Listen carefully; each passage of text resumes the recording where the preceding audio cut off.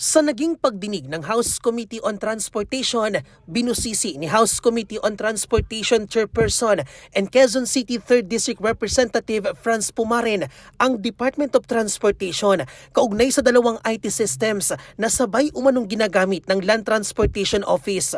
Ito ang Stradcom Corporation System at Dermalog. Kinuwestiyon ng mambabatas kung bakit patuloy ang operasyon ng Stradcom gayong tapos na ang kontrata nito noon pang 2013.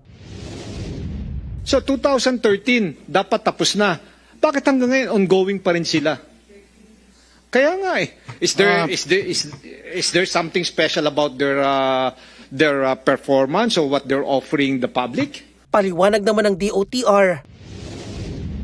Yung pong kontrata, Mr. Chair, ng LTO at Stradcom is based on the BOT law.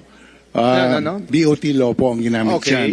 Ang scheme po is build, own, and operate, which is BOO. 2003 nang magsimula ang 10-year concessionaire agreement sa pagitan ng Stradcom at LTO at nang matapos ang kasunduan noong 2013, pinalawig pa ito dahil sa phase-out agreement. Kasama sa naturang kasunduan ang pagkakaroon ng bago at fully operational replacement system at ang pagbabayad umano ng arrears o atraso ng gobyerno sa Stradcom na nagkakahalaga ng mahigit 800 milyong piso. Ayon sa ahensya, nasa 8 bilyong piso ang kabuang pondo na inilaan para rito at 5.5 billion pesos ang naibayad na.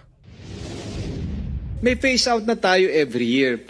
Na-extend pa rin ngayon. That's been 13 years. Tapos, the government paid Dermalog to assume yung role ng Stradcom. Tama. Bakit nag-ooperate pa rin yan? Naging backup po yung sistema ni Stradcom. No? Nandiyan pa rin siya, pero a major part of the transactions are now processed in the new LTMS. Yun po yung pag-aari na ng LTO. Dagdag pa ng kongresista, nakatanggap niya ang kanyang tanggapan ng maraming reklamo tungkol sa serbisyo. Humingi na rin siya ng kopya ng phase-out contract and agreement sa DOTR. Samantala ayon sa LTO, natapos na rin ang kontrata ng Dermalog noong nakaraang taon pero pinalawig pa ito hanggang May 2026. Sabi naman ng Dermalog, nailabas na ang acceptance certificates para sa kanilang systems module.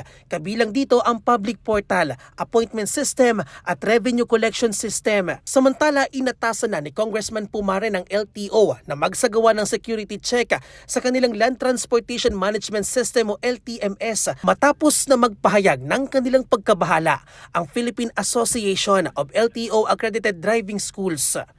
Para sa totoong balita sa Bagong Pilipinas, Bien Manalo, 13 sa tanghali, Congress TV.